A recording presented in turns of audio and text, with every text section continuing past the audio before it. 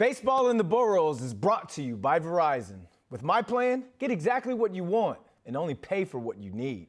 The Mets start their 4-game series against the Braves tonight out in Queens. So let's get caught up with the storylines with Subway to Shea podcast host Anthony Rivera. Anthony, thanks for hopping back on with this, man. Last time you had the don't worry, be happy tie-dye. Now you're in all black. I hope you're not trying to foresee anything because they've got the first place Braves at home. I guess I should ask you, can New York take this series on their home field, and how would they go about doing that? It's going to be really tough, especially with this Braves team. They're 20.5 games up on the Mets, so you could definitely forget about any chances of a turnaround in the division. And they have just as good as a home away record as they do at home. 5-5 in their last 10, though. So maybe the Mets can sneak split the series. I don't know if they can win the series. You got Olsen, who's playing so well, 40 home runs, 101 RBIs. Acuna's batting .340. His OPS is through the roof. Even Michael Harris is contributing, and he struggled at the beginning of the season. So the Mets have a tough task for them if they want to try to win this series. I want to get game 1 first, and then we'll think about game 2 of the doubleheader and moving forward. Well, we can see why you're wearing black now, because that was pretty grim. Let's talk about those Atlanta Braves bats, because the Mets are going to have Tyler McGill on the mound tonight. He wasn't that effective in his last outing against the Orioles. So can he shut down these Atlanta bats, and how does he go about doing that?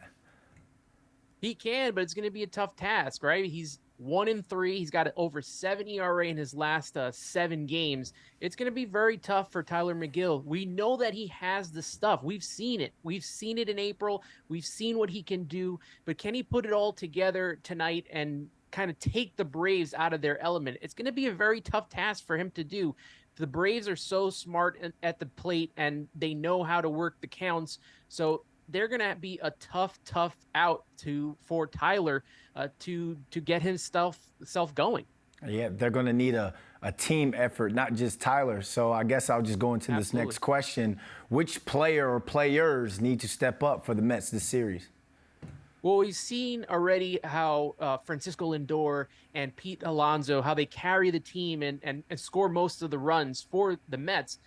They're getting their bats in order. I really like to see Brandon Nimmo. We talked about this before. Brandon Nimmo is the catalyst on this team. He's the catalyst for the offense, and he's had a really tough time over the last month. He's got over, I think, 28 strikeouts in the last 30 games. He really needs to pick it up and start hitting.